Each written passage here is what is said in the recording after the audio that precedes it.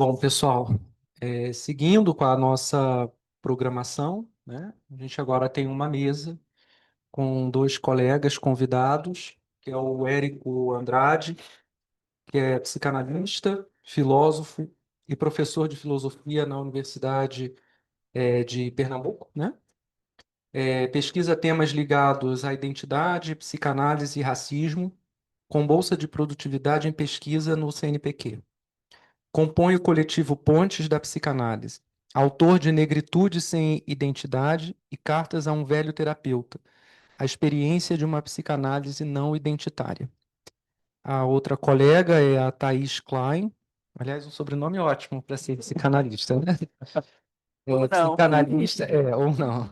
Doutora em Saúde Coletiva pelo IMS da UERJ e doutora em Teoria Psicanalítica pelo Programa de Pós-Graduação em Teoria Psicanalítica da UFRJ.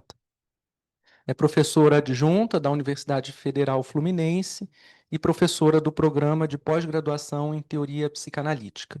Bom, eu sou o Leandro, né? Sou Leandro Santos, psicanalista, membro titular aqui da Sociedade de Psicanálise Iracidoli, e vou mediar essa mesa em que eles vão falar sobre o tema do livro que eles estão também lançando, né?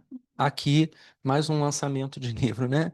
Aqui na nossa jornada. Então, vou passar a palavra para o Érico, em sequência, a Thaís vai falar, e depois a gente abre para o debate, tá bom? Vamos lá. Então, gente, primeiramente, boa noite. É uma alegria estar com vocês aqui, final de jornada, desse dia pelo menos, né? Então, é sempre um momento mais delicado, todo mundo cansado, mas vamos tentar, de alguma forma, falar desse tema que consideramos muito importante. Bom, a gente vai falar dessa ideia de uma a experiência da psicanálise não identitária, que é uma ideia que faz confluir duas obras, né? Tanto o meu texto, Negritude sem Identidade, que está aqui, né? Como o texto de Thaís, A Experiência nos Limites. E, de alguma forma, nosso livro atualmente ele faz convergir essas duas reflexões, agora direcionadas propriamente a uma tentativa de pensar a psicanálise a partir de outras bases epistêmicas. E é um desafio muito grande para a gente, que é um desafio de lidar com aquilo que a gente pode chamar como binarismo. Então, pensar a identidade é pensar, em outras palavras, o binarismo. Com efeito, é interessante notar que essa identidade, a gente sabe que a psicanálise já criticou a identidade fortemente, a história da psicanálise é repleta disso, mas a noção de identidade ela não é apenas compreendida do ponto de vista de um sujeito, de um indivíduo, enfim. Mas a identidade ela pode ser percebida também como um modo de pensar e operar que constituiu o pensamento ocidental de maneira geral. Se a gente pensar em Aristóteles, por exemplo, que é o filósofo que vai enunciar de algum modo, de maneira consistente, que seria a identidade, ele vai pensar a identidade em termos que ele vai chamar ontológico, porque a identidade para ele é tanto uma categoria dos objetos, das coisas, da mente humana e da própria linguagem. E a nossa linguagem, ela é calcada nessa compreensão aristotélica ainda hoje. Não apenas porque o grego influenciou fortemente o latim e a nossa própria língua portuguesa, a palavra psicanálise é uma palavra, obviamente, grega, né? Mas, sobretudo, porque instaurou um modo de pensar. Esse modo de pensar vai fundar um sujeito moderno, que é o sujeito que se calca na ideia de que ele pode se identificar consigo mesmo, há, portanto, uma coincidência entre o pensamento e a existência, circunscrita a esse indivíduo, a esse sujeito. Isso é a construção clássica da modernidade, e a psicanálise, de alguma forma, vai contrariar essa construção moderna, trabalhando com aquilo que, que esse sujeito não dá conta. A razão pela qual a gente sabe muito bem, Freud lança a hipótese inconsciente como uma tentativa de mostrar que essa identidade consigo mesmo ela está muito mais no âmbito da fantasia do que propriamente de um ato consciente que poderíamos ter uma clareza sobre o que nós seríamos. Entretanto, o que se mantém na psicanálise em relação à modernidade é um projeto, e esse é o ponto central do nosso livro, que tem alguns enlaces com compromissos tanto epistêmicos como também, poderíamos dizer, em linhas gerais, antropológicos. Em outras palavras, tem compromissos com formas de justificar o conhecimento e tem compromissos com certas maneiras e formas de pensar a noção de humanidade. Então, são esses dois pontos fundamentais. Formas de justificação do conhecimento que eu estou chamando aqui de epistemologia, e formas de pensar a humanidade, que a gente pode chamar, em linhas gerais, de antropologia. A psicanálise, ela dialogou fortemente com a antropologia. Se a gente pensa, por exemplo, as obras de Freud e Lacan, antropologias distintas, Freud dialogando com a antropologia evolucionista, Lacan dialogando com a antropologia estruturalista, mas o que eu quero deixar claro para vocês nesse momento é que a antropologia, de alguma forma, ela está na base da psicanálise. Não é à toa que esses pensadores da psicanálise foram dialogar fortemente com a antropologia. Por outro lado, a psicanálise ela vai se organizar como uma disciplina numa tentativa, que Freud vai a partir de 1915, mais ou menos, né? Tentativa de organizar uma gramática comum que pudesse conferir à psicanálise um estatuto, que Freud acreditava ser importante, de ciência, no sentido de que havia uma forma de organização dessa disciplina, que era uma técnica também, a partir da qual a gente poderia, de alguma maneira, justificar a psicanálise. Então, por mais que a gente entenda que a psicanálise é justificada na clínica, de um ponto de vista de uma discussão pública e de um ponto de vista de uma discussão metapsicológica, era necessário para Freud lançar as bases daquilo que poderia ser considerado a psicanálise. A razão pela qual ele fez aquele empreendimento, que a gente pode chamar de empreendimento também epistêmico. Freud, como Lacan, mas você me pegando um pouco aqui a Freud, ele vai ter uma concepção de ser humano muito inscrita numa tradição que a gente pode chamar robesiana. Ainda que Freud trabalhe num nível de uma espécie de, que a gente poderia dizer, né, como uma espécie de contrato sexual que funda a sociedade, né? E aí os livros de Freud, Totem Tabu, de alguma forma vão nessa direção. Freud entende que, de alguma forma, como se o ser humano fosse sempre uma ameaça ao outro. De alguma maneira, a concepção que Freud constrói do ser humano é essa. O nosso livro tenta, justamente ao longo dessas cartas, e é um pouco que a gente tem feito como pesquisa, tentar mostrar que esses dois compromissos eles não são, diríamos assim, negligenciáveis do ponto de vista de uma perspectiva do território e, consequentemente, da experiência da psicanálise no Brasil. E, nesse contexto, a gente vai entender por território não uma abstração, mas o território vai ser entendido aqui como corpo. É um pouco diálogo com a Beatriz Nascimento, que tem uma grande compreensão da psicanálise, usava a psicanálise também como instrumento de teoria social, no sentido de que o corpo da gente, ele não é apenas uma espécie de corpo pulsional, ou um corpo que é uma consequência, ou um corpo que é, de alguma forma, algo que sofre as consequências de uma vida psíquica, etc. e tal, mas a corporeidade como uma expressão mesmo de uma cultura, de uma história, a corporeidade, portanto, como uma expressão mais radical de formas singulares da existência humana, que não podem ser apreendidas de uma maneira geral, como parece pretender o discurso psicanalítico. É nesse contexto que a gente entende que a psicanálise ela é construída num território, ainda que ela tente prescindir desse território para se colocar na dimensão universal. Ora, e como ela faz isso? Justamente operando com a concepção do ser humano, que seria supostamente um espelho universal, por um lado, e por outro lado, com a concepção teórica e epistêmica, portanto, de que os seus conceitos eles poderiam ter alcance independente do território para os quais eles se voltem. Essa perspectiva ela termina criando uma compreensão da humanidade como se ela fosse uma espécie de monolito e, consequentemente, autorizaria a psicanálise a estar presente em qualquer território sem, de alguma forma, nuançar os seus conceitos. Quando a gente pensa nisso, a gente pensa no que nós estamos chamando aqui de uma velha psicanálise. O velho aqui não tem nenhuma relação etária, absolutamente nenhum etarismo. Estava brincando com o pessoal aqui antes, que alguém disse assim, mas eu sou uma jovem analista. Né? Mas lembremos da música do Belchior, que é epígrafe do nosso livro. Precisamos todos rejuvenescer. Então não é sobre idade, mas é sobre como, de certa forma, esse velho terapeuta poderia ser entendido também como aquele continente que se avola dizer que é velho, que é o velho continente, embora não seja o continente mais velho. Mas nós chamamos o continente mais velho, né? O velho continente, que é o continente da Europa. Ora, é dessa perspectiva que as cartas elas se constituem como um convite para que a corporeidade passe a ocupar o centro das reflexões psicanalíticas. É óbvio que o corpo estava presente na história da psicanálise, eu acabei de dar exemplos disso. São fenômenos corporais que levam Freud ao estudo da histeria. O que a gente está querendo colocar é que o corpo não é mais uma espécie de lugar neutro do ponto de vista de sua história e sua cultura. E a neutralidade está presente de que forma? está presente na ideia de que você pode ter uma história única da humanidade, uma história única dos conflitos, etc. e tal.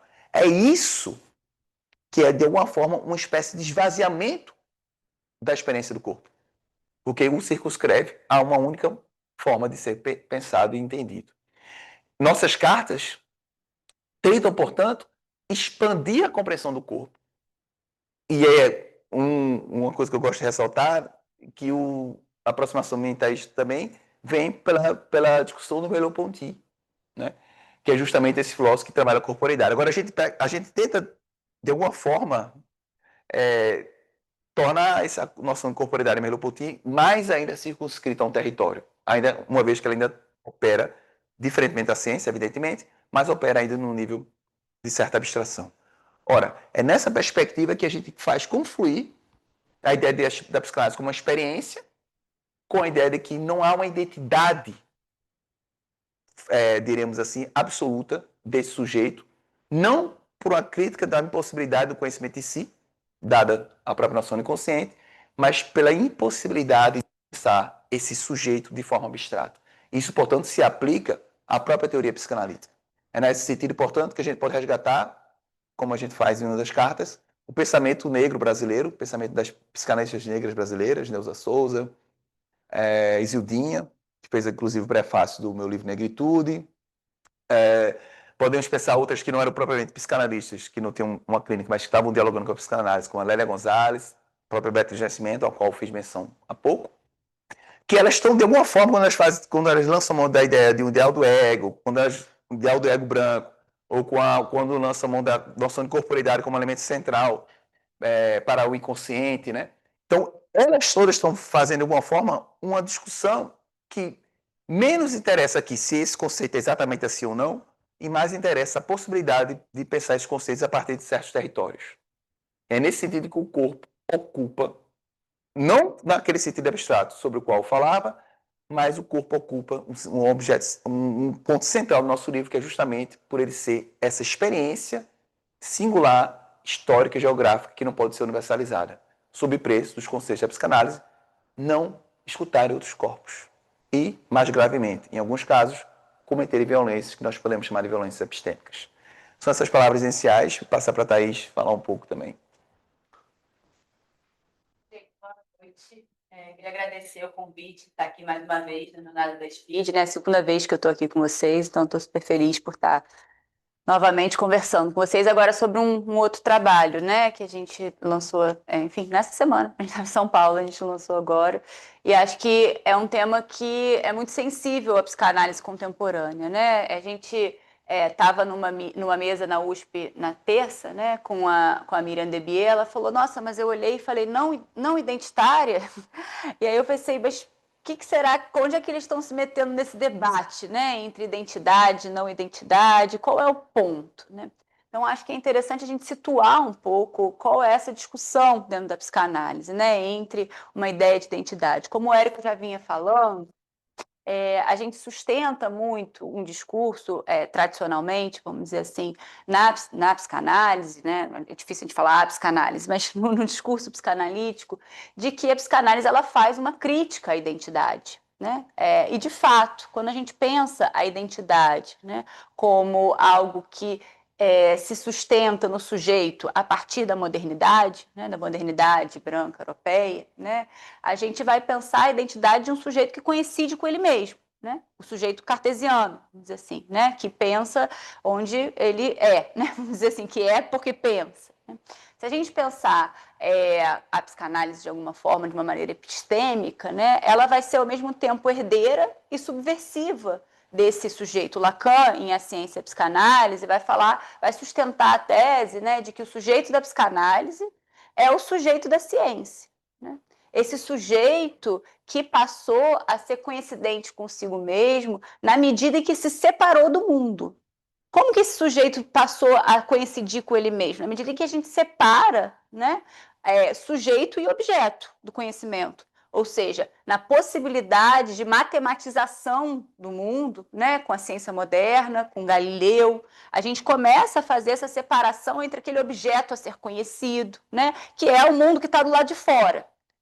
E não só o mundo, mas também o próprio corpo, que é resistência, né? O mundo e o corpo são algo que estão, vamos dizer assim, que não contribuem para a coincidência do sujeito com ele mesmo, né? O que contribui é o pensamento. É claro que a psicanálise ela vai trabalhar com o que resta dessa divisão, né? Com o que sobra dessa divisão. Entre a divisão, se essa divisão entre sujeito e objeto ela fosse, vamos dizer assim, consumada, a gente não teria problema com o resto, a gente estaria dominando o mundo, estaria dominando esses objetos, né? E tem a natureza. A última vez que eu vim aqui na Speed, eu vim falar um pouquinho sobre a ideia da natureza e cultura, né? A natureza que seria tomada como esse objeto não seria um ator. A dona Haraway, por exemplo, diz que quanto mais a gente avança, né, em termos de tentativa de dominação, ela vai chamar de intrusão de Gaia, que é a ação da própria natureza, que vai se intrometendo como um objeto que não pode ser objetificável completamente, né? Então, a psicanálise ela sempre sustentou o discurso, sobretudo, né, Freud um pouco mais para o lado da ciência, vamos dizer assim, Lacan um pouco mostrando essa, né, brincando inclusive com Cogito, falando, enfim, não sou onde penso, ele fala, não, eu sou onde penso onde não sou e sou onde não penso. Né? Ou seja, então, mostrando essa dimensão dessa abertura do próprio inconsciente em relação a esse sujeito. Né? O eu não é senhor de sua própria casa. Né? Então, de alguma forma, a noção de identificação, por exemplo, né, que Freud lança a mão, sobretudo, né, quando ele vai falar em psicologia das massas e análise do eu, né, para pensar essa dimensão social, mas também para pensar a própria constituição psíquica, né, quando a gente pensa a identificação como saída edípica, né, como a identificação como construção do ideal do eu e etc., essa noção ela seria sim psicanalítica e não a identidade, né? A identificação ela marca essa ponte, vamos dizer assim, entre eu e o outro, ou seja, um pedaço do outro que eu pego para mim, essa mistura, esse entre, né? Vamos dizer assim.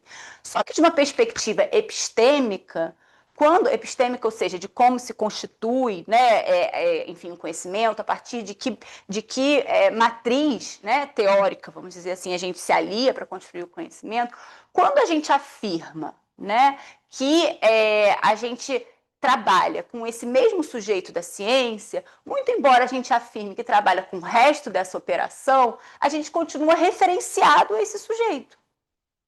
E é um pouco aquilo que a gente expulsa pela porta da frente, com a noção de inconsciente, acaba voltando pela porta de trás com a possibilidade de sustentar uma ideia de um universalismo desse sujeito. Então, a gente sustenta que a psicanálise é identitária e que a gente está propondo, de alguma forma, uma psicanálise não identitária, de fato. Né? Por que a psicanálise é identitária? Porque, ao sustentar um sujeito abstrato e universal, vamos dizer assim, ela permanece tributária a essa separação entre sujeito e objeto. E permanece, vamos dizer assim, ligada a uma identidade moderna, né? Branca e europeia, para circunscrever melhor. Muito embora a modernidade tenha sido aliada, né, ao colonialismo, o cerne está no velho continente. Né?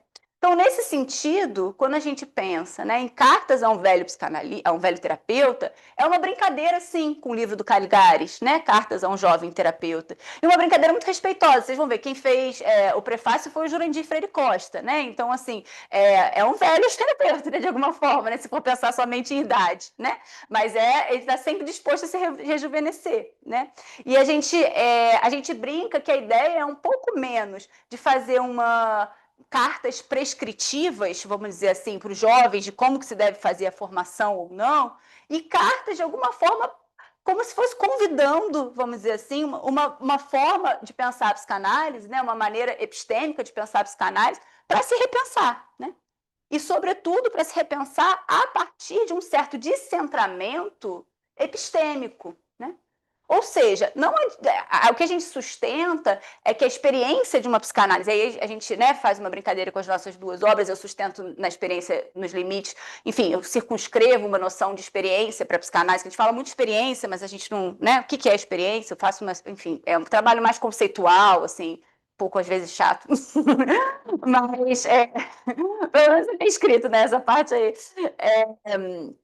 Mas então a gente está pensando a experiência de uma psicanálise não identitária como subtítulo, né? Ou seja, um certo convite para a gente pensar como a gente pode repensar a nossa epistemologia, né, nossa episteme, vamos dizer assim, a partir de questões que são fundamentais para a psicanálise no contemporâneo. Sobretudo, diante de pleitos de certos sujeitos que, nessa divisão entre sujeito e objeto, foram colocados no lugar de objeto. Como, por exemplo, as próprias mulheres, em alguma medida, as mulheres negras, sobretudo, né? Ou seja, quem que é a pessoa que pensa que pode coincidir consigo mesma e que pode prescindir do seu próprio corpo? Quem que é esse sujeito? Só pode ser um sujeito homem moderno branco, né? Onde é que estava Descartes? Ele estava, não importa onde ele estava, né? Não importa o território onde ele estava, não importa se ele era homem, se ele era mulher, qual é o corpo dele, como é que ele. O que importa é a possibilidade dele pensar. Esse sujeito pensante, a ele foi dado humanidade apenas quando coincidente com o homem branco, né? De alguma forma, o resto era objeto. Tentava ser enquadrado nesse lugar de objeto, né? Vamos dizer assim. E se a gente pensar a psicanálise a partir da clínica, né? Claro, como sempre, né? Obviamente. Tanto é que nosso último capítulo é sobre a clínica dos coletivos, onde de alguma forma a gente está permeado por uma dimensão, né, muito menos separada, como às vezes parece que a gente está nas paredes do consultório, né? Muito menos separado do mundo. Mas a questão é, se a gente começar a pensar nossos conceitos, repensar nossos conceitos, não apenas tributários da episteme moderna, né? Dessa divisão entre sujeito e objeto do conhecimento. É muito difícil, né? Porque essa divisão, ela é uma divisão que permeia toda a nossa forma de pensar, enfim, as disciplinas, pensar enfim, homem e mulher, objeto e sujeito, e se a gente puder pensar a partir de alguma coisa que se dá entre, né? Que a gente vai chamar de experiência. Nesse contexto, a ideia da corporeidade, por exemplo, ela se torna um eixo central. Por quê? Porque a gente brinca, né, que é retirar o corpo do analista do armário, vamos dizer assim. Por quê? Porque o esquecimento da corporeidade na psicanálise, ela é tributária dessa separação. Na medida em que o esquecimento do corpo é fruto de um sujeito que pode imaginar, que pode ser concebido como algo cuja expressividade pode passar apenas pelo que diz, não por outros atributos, né? Não por outras formas de expressão, vamos dizer assim. Né? E isso vamos dizer assim, o Érico estava falando sobre a antropologia, né? Isso se reforçou mais ainda com a antropologia estruturalista. Né? Se a gente pensa um diálogo, por exemplo, que a gente faz no livro, com a antropologia contemporânea no Brasil, que é pulsante e viva, que é o perspectivismo ameríndio, o Viveiros de Castro, por exemplo, vai dizer que o ponto de vista, que é essa brincadeira do ponto de vista, é bem complexo, não se resume ao ponto, cada um tem seu ponto de vista, não é bem assim. Ele vai dizer, inclusive, que o ponto de vista é o corpo. E a corporeidade, não apenas enquanto algo que eu tenho, que é minha, né? Ou uma imagem no espelho, a gente brinca um pouquinho, mas a corporeidade estendida, né? Ou seja, um corpo que está no mundo, que é permeado pelos atributos e que tem uma dimensão expressiva também. Então, a brincadeira é um pouco de devolver essa dimensão do corpo para a figura do analista e para a figura do paciente, sem que isso não coincide com a dimensão da neutralidade, né? Isso não pode coincidir. Né? O corpo do analista, então, esses atributos, né? Eles são permeados. E a gente também sustenta a ideia de que o analista ele é coletivo, né? Em alguma medida. Então, o coletivo e a corporeidade são dois polos nesse sentido. Né? E a questão é um pouco, né, para a gente na clínica, a gente fala o seguinte, né? Quando a gente, há um tempo atrás, né, quando a gente começou a clinicar, quando alguns de nós aqui começou a clinicar, a gente não se interrogava, né, muito. Se alguém perguntava assim, olha, eu quero uma analista mulher. Né? Tá bom, eu quero uma analista mulher, perto do metrô. Né? Isso, a gente era perto do metrô e mulher, tinha essas duas coisas. O homem, né? Assim, a gente falava, não, acho que faz sentido, né? Por que passa na nossa cabeça? Por que a gente chama de identitário, né? Ou por que a gente utiliza esse tipo de rótulo? Quando a gente recebe um pleito, né, de eu quero um analista negro. Qual é a diferença de se eu quero um analista mulher? Por que é estranho, né?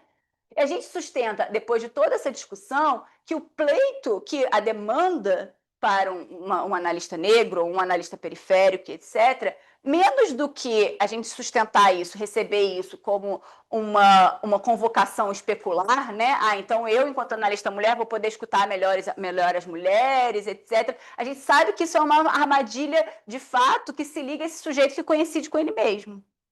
Por outro lado, esse tipo de demanda é uma demanda para lembrar que a gente tem corpo. E que eu, sendo mulher brasileira, Érico sendo um homem negro de Pernambuco, eu do Rio de Janeiro e etc., a gente carrega nossos atributos e que isso vai aparecer na dimensão clínica, na dimensão transferencial, e que isso vai aparecer na nossa teoria. Então, o convite é menos para que a gente faça disso enfim, ou colocar na caixinha do identitário, ou, enfim, tomar isso como uma dimensão mercadológica, ou como uma coisa que a gente vai ter que responder de um certo lugar, e mais um convite para a gente repensar, enfim, o que, de fato, a gente está pensando como o que é um analista, o que é a psicanálise, qual é o atributo. Porque o que a gente sustenta é que essa dimensão, né, a gente não vai conseguir dar conta desses, né, ou pelo menos continuar vivo, né, um convite para uma psicanálise vivo, continuar vivo, se repensando, se a gente tomar essas discussões como algo ou que a gente vai descartar ou que a gente vai criar um espaço, uma cota, né? A gente chama de um extrativismo epistêmico, pegar o autor negro, uma autora negra e manter nossos conceitos intactos. Botar metade das nossas instituições com pessoas negras e manter nossos conceitos, nossas práticas, nossos corpos intactos. Né? Então, o convite é a gente se repensar, de fato, a partir disso. No final das contas, não foi isso que Freud fez? Né? Ele não passou a se pensar, ele não passou a pensar as discussões a partir de questões que eram colocadas à época e que eram atravessadas à época. Então, o convite é um pouco esse, né? Claro que é um convite, é um pontapé inicial, e não é à toa que a gente escreve ele em cartas, na medida em que é um convite para o diálogo, né? Quando a gente recebe cartas, é uma coisa que a gente pegou de várias, né? A história da psicanálise, as cartas são super importantes. Eu tenho 2 experiências com cartas que ajudaram a gente a sustentar, né? Uma delas é que eu dou aula de psicanálise 1, assim, na universidade. E a gente combinou com os alunos que eles fariam como avaliação, a primeira avaliação, uma carta para Freud. E isso faz deles entrarem na psicanálise com uma certa possibilidade de um diálogo, de direcionar alguma coisa para alguém, né? De alguma forma, que torna a possibilidade de se aproximar da psicanálise com uma certa pessoalidade, né? Com alguma coisa que engaja um discurso. E para finalizar, eu recentemente, até é uma brincadeira com essa ideia, né? Elas são cartas que a gente espere que continuem construídas coletivamente, né? O livro, inclusive, brinca, a N-1 é uma editora que ele tem espaços onde você pode desenhar, né? No livro. Então a ideia é que essa esteja se completando, né? Eu escrevi recentemente uma carta que vai sair na revista do SEDES para a Radmila Zagouri, não sei como é que se fala, né? Uma psicanalista que eu admiro bastante, que ela é radicada na França, e enviei para ela essa carta, né? E no final, ela tem um texto, que eu não vou lembrar qual, mas depois, quando eu posso passar a carta, quando sair na revista para vocês, e ela vai falar, eu deixo lá tudo direitinho para apresentar a obra dela e para dialogar com ela. E ela vai falar em algum momento assim,